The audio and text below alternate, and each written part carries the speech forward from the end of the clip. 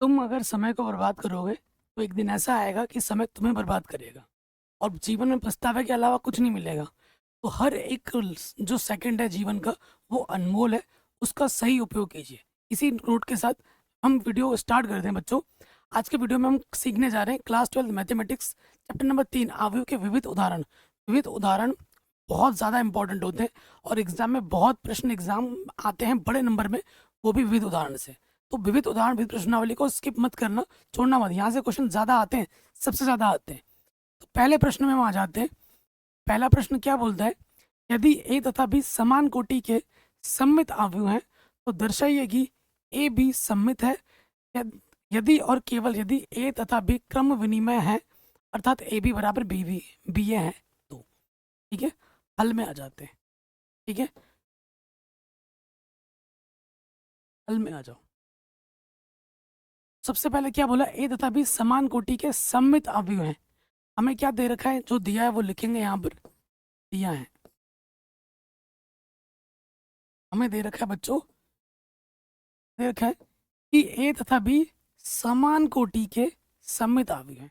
ए तथा बी सममित अवयव हैं।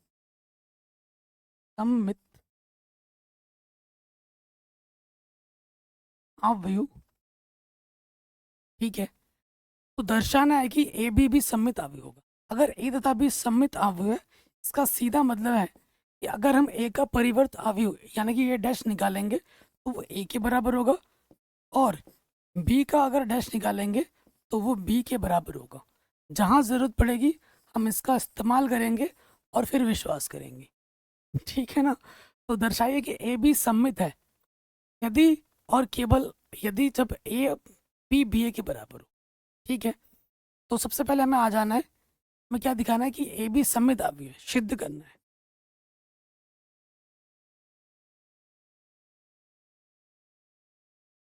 सिद्ध करना है, क्या सिद्ध करना है कि ए बी सममित अवयव है। ए बी सममित अवयव है।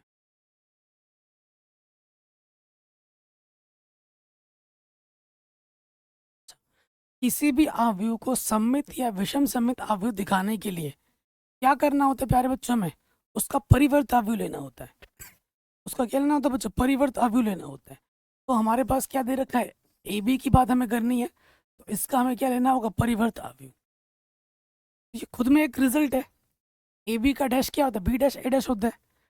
तो ए बी डैश क्या होना चाहिए, ये हो जाएगा बी डैश ए डैश। कोई दिक्कत नहीं है। और प्रश्न में बोल रखा है कि बी डैश बी के बराबर है, ए डैश ए के बराबर है। ठीक है, बी डैश की जगह बी लिख देंगे, ए डैश की जगह ए लिख देंगे, ये हमने लिख दिया। तो सममित की परिभाषा क्या होती है, जो ए बी का डैश है ना वो ए बी आना चाहिए था। यहाँ ए बी तो नहीं आ रहा है, यहाँ क्या आ रहा है, बी आ रहा है। ठीक है, अब ये सममित तभी हो सकता है, ठीक है, प्रश्नानुसार ये सममित तभी हो सकता है जब क्या बोला गया है कि ए तथा बी क्रम विनिमय हो, ए बी किसके बराबर हो, बी ए के बराबर हो। प्रश्नानुसार ये सममित तभी हो सकता है कि ए बी किसके बराबर हो, बी ए के बराबर। यानी कि बी ए की जगह पे मैं क्या रख सकूं, ए बी रख सकूं। ठीक है, जब इस रिजल्ट का प्रयोग करूंगा, ठीक है, इसको पहले लिख देना, चूंकि चूंकि ए व बी क्रम विनिमय है,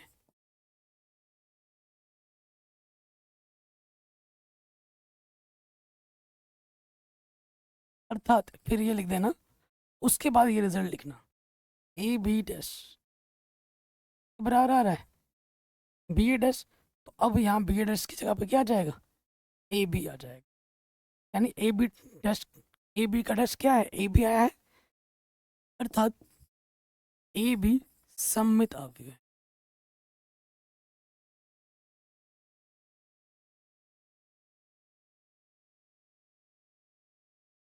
अगर इस चीज का प्रयोग आप नहीं करोगे तो ये कभी आप इसको सममित अवयव दिखा ही नहीं सकते। दिखा सकते हो क्या, नहीं। तो यही बोला गया था कि ये सममित अवयव तभी हो सकता है जब ए बी बी ए के बराबर हो। दिखा दिया, इतना आसान था, कोई दिक्कत नहीं होगी। वीडियो पे बच्चों आगे बढ़ने से पहले मैं बताना चाहता हूँ, हमारा लक्ष्य बैच आ चुका है। प्लीज़ जाके ज्वाइन कर लीजिए, अभी तगड़ा ऑफर चल रहा है। आपको फिजिक्स, केमिस्ट्री, मैथ, अंग्रेजी की तैयारी पूरी कराई जाएगी, पूरे साल भर कराई जाएगी। मात्र 499 रुपये की फीस है। एक साल के लिए एक ही बार आपको पे करना है, यानी कि हर महीने देना है, ऐसा कुछ नहीं है, एक बार करना है। और ये ऑफर सिर्फ इस हफ्ते के लिए, बाद में ये प्राइस 2000 रुपये हो जाएगी। फिर मुझे मत बोलना कि सर कम करो, ये करो, वो करो।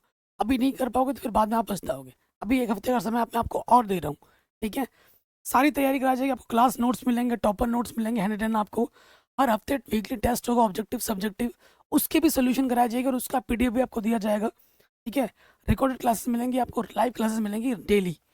तो जाके फटाफट ज्वाइन कर लीजिए। अगले उदाहरण पे आ जाते हैं, उदाहरण नंबर 24। बहुत ही इंपॉर्टेंट है, बहुत ज़बरदस्त क्वेश्चन और एग्जाम में आता है, बड़े नंबर में, 5 नंबर में, वेरी इंपॉर्टेंट। अरे मान लीजिए ये ए है, ये बी है, ये सी है। एक ऐसा अवयव डी ज्ञात कीजिए कि C D minus A B 0 हो। एकदम हलवा क्वेश्चन है और है बड़ा आसान, ठीक है। तो यहाँ आ जाएंगे, सबसे पहले बात करेंगे प्रश्न अनुसार। क्या दिया है वो लिख के मैं टाइम वेस्ट नहीं करूँगा, डायरेक्ट कैलकुलेशन पे आते हैं। प्रश्न अनुसार, ठीक है। प्रश्नानुसार हमको क्या दे रखा है, सी डी, सी और डी मैट्रिक्स के गुणा करो, उसमें से ए और बी मैट्रिक्स के गुणा करके घटा दो, वो 0 मैट्रिक्स के बराबर है, ठीक है। तो भैया हम क्या करते हैं, हमें क्या नहीं दे रखा, हमें क्या निकालना है, डी मैट्रिक्स निकालना है, ठीक है। थोड़ा ध्यान दीजिए, थोड़ा ध्यान क्या देना है अपने को, सारे मैट्रिक्स के मान रखो यहाँ पर। हमें ए दे रखा है 2, -1, 3, 4, और हमें बी दे रखा है 5, 2, 7, 4। सी हमें दे रखा है 2, 2, 5, 3, 8, है ना, ये दे रखा है। अब देखो ए और पी मैट्रिक्स की गुणा होनी है। इसका ऑर्डर क्या है, 2 × 2 है। इसका ऑर्डर क्या है, 2 × 2 है। इसके आखिर में, इसके स्टार्टिंग में सेम है। गुणा करने के बाद जो ऑर्डर आएगा इन दोनों का, वो आएगा 2 × 2, ठीक है। यहाँ घटाने का चिन्ह है, तो मैट्रिक्स में से घट सकता है, जुड़ सकता है तभी जब दोनों समान आव्यूह के हों, समान आव्यूह के कोटि के हों। तो इसका गुणा करने पे 2 × 2 आएगा। इसकी कोटि क्या है, 2 × 2। आखिर में तो 2 होना ही चाहिए, यहाँ आखिर में 2 है, तो इसकी गुणा तभी संभव है जब यहाँ पे 2 होगा, क्योंकि इसके आखिर में उसके स्टार्टिंग में समान होना चाहिए, तभी गुणा हो सकता है ना। तो ये वाला जो मैट्रिक्स होगा जो हमें निकालना है, उसका ऑर्डर भी क्या होना चाहिए, 2 × 2 होना चाहिए। और ये आपको निकालना है। मान लेते हैं कि ये इसके जो अवयव होंगे वो ए होगा, बी होगा, सी होगा, डी होगा, और यही अपने को निकालना है, ए बी सी डी, ठीक है। समझ के कॉन्सेप्ट। चलिए अब हल करते हैं। अब क्वेश्चन आसान हो गया है, ठीक है, अब क्वेश्चन आसान हो गया, गुणा कर रहा हूँ,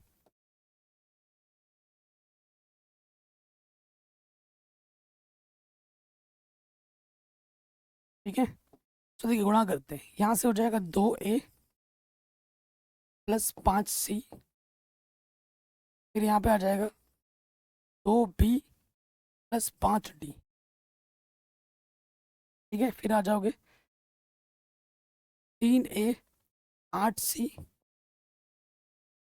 3b + 8d, ठीक हो गया। पहले वाले का पहले के साथ, दूसरे वाले का दूसरे के साथ, फिर पहले वाले का पहले के साथ, दूसरे वाले का दूसरे के साथ, ठीक हो गया। अब इसमें आ जाओ, 2 × 5 = 10, 1 × 7 = 7, ठीक है। फिर आ जाओ, 2 दूनी 4, 4 × 1 = 4, 3 ही बचे 15। मैट्रिक्स की गुणा करना तो आपको आता होगा ना, इधर से रो लेते हैं और इधर से कॉलम, इधर से रो लेते हैं, इधर से कॉलम। बेसिक चीज़ें हैं, सब पढ़ रखा आपने। 3 ही बचे 15, और 7 × 28, 3 दूनी 6, 7 चौको 16। तो यहाँ से क्या आ जाएगा, देखो थोड़ा ध्यान से देखना आपकी बात। इसमें इस पद में से ये वाला पद घटेगा, यहाँ पर क्या है, 2a + 5c माइनस 10 में 7 घटाओगे 3, माइनस का 3 हो जाएगा। फिर देखो 3a + 8c, 8 और 5 घटेगा ना, 8 और 5 13 से लगा 1 2 और 1 3 और 1 4 43। फिर देखो यहाँ पर क्या है 2b प्लस 5d घटेगा और में 4 घटाएंगे 0। यहाँ पर क्या है 3b प्लस 8d 16 और 6 22 22 घटेगा। इधर 0 है, इसका मतलब होता है 0 मैट्रिक्स। ये वाला मैट्रिक्स इस वाले मैट्रिक्स का क्या है बराबर है, तो क्या हो जाएगी संगत पदों की तुलना हो जाएगी। ये वाला पद के बराबर, ये वाला पद इसके बराबर, ये वाला पद इसके बराबर, ये वाला इसके बराबर। क्या कर देंगे तुलना और हल करेंगे। यहाँ पे हो जाएगा 2a प्लस 5c माइनस 3 बराबर 0। यहाँ से हो जाएगा 2a प्लस 5c माइनस का 3 इधर आके हो जाएगा प्लस का 3। समीकरण नंबर 1 सी में ले लो और एक ये और सी में ले लो। यहाँ पर है 3a प्लस 8c माइनस के 43 बराबर 0। 3a प्लस 8c माइनस का 43 इधर आगे हो जाएगा प्लस के 43। समीकरण नंबर 2 फिर यहाँ आ जाओ 2b प्लस 5d माइनस 0 बराबर है 0, यानी कि 2b प्लस 5d माइनस का 0 इधर आके प्लस का 0। ठीक, फिर अगला क्या है हमारे पास 3b प्लस का 8d माइनस के 22 इसके बराबर होगा 0। ये हो जाएगा 3b प्लस 8d माइनस के 22 इधर आके क्या होगा प्लस के 22। समीकरण अब एक एक करके आप हल कीजिए।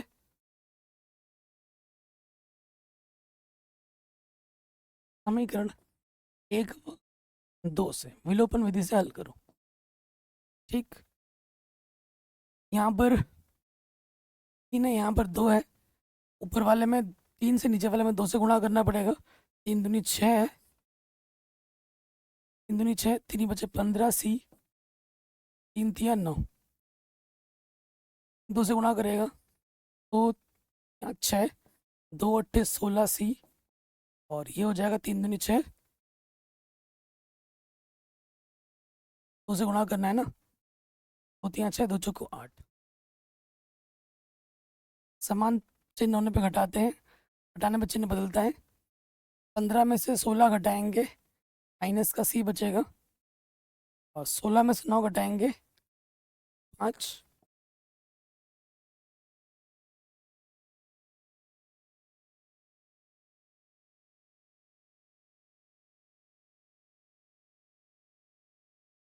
क्या बचेगा 86 में से 9 घटा दोगे तो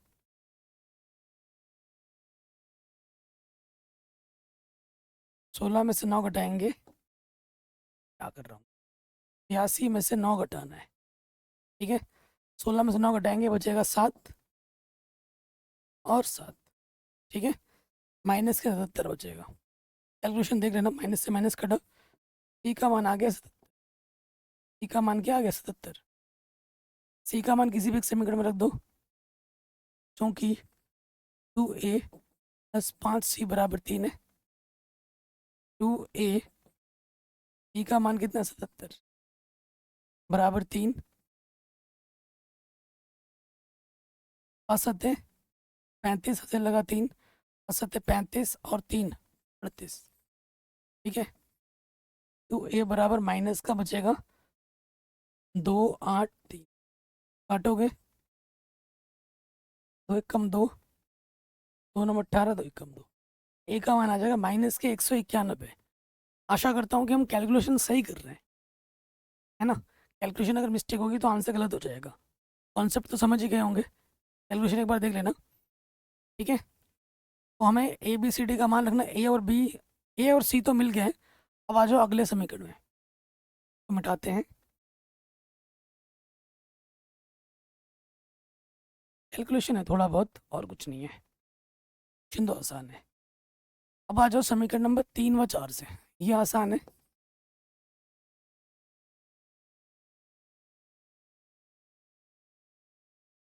क्या है 2b प्लस 5d है ना। हल कर लेते हैं। इसमें 3 से गुणा करेंगे, 3 दूनी 6b, नहीं बचे 15d। 0 इसमें 2 से गुणा करेंगे 6b, 8 दूनी 16d, ये 44। समान चिन्ह पे घटाते हैं, घटा माइनस के d बराबर माइनस के 44, माइनस से माइनस कटा तो d का मान आ गया 44। d का मान किसी भी एक समीकरण में रख दो, चूँकि 2b प्लस 5d बराबर 0 है, तो हम क्या करेंगे, b का मान रख देंगे, b का मान निकालना, d का मान रख देंगे, ये माइनस का 5d हो जाएगा, d का मान है 44, तेरे 2b, 2 दूनी 2 दूनी, d का मान आ जाएगा माइनस के 22 पंजे 110। ठीक है, तो हमें हमारा क्या मिल जाएगा, डी मैट्रिक्स क्या मिल जाएगा। हमने ए बी सी डी माना था, अब हम मानों को रख देंगे। ए हमें कितना मिला है, ए मिला था माइनस के 191, बी हमें कितना मिला है माइनस के 110, सी हमें कितना मिला है 77, और डी हमें कितना मिला है 44। आंसर। ठीक है, कैलकुलेशन था सिंपल, बाकी तो प्रश्न एकदम ही आसान था। तो ये क्वेश्चन हमारा बन गया। इसके बाद आती है विविध प्रश्नावली, जो कि मैंने ऑलरेडी पढ़ा दी है, डिस्क्रिप्शन में लिंक मिलेगी, जाके देख सकते हैं। सभी से हाथ जोड़ के निवेदन है, जाके हमारा जो कोर्स है लक्ष्य बैच, उसे प्ले स्टोर से ज़रूर परचेज कर लेना। इतना सस्ता, इतना बेस्ट कंटेंट आपको पूरे यूट्यूब पे ढूंढने से भी नहीं मिलेगा। इतने बेहतरीन टीचर आपको फ्री मस्त तरीके से एजुकेट कर रहे होंगे, और एकदम आपकी तैयारी मक्खनी तरीके से कराई जाएगी, और आपको टॉपर बना के ही छोड़ा जाएगा।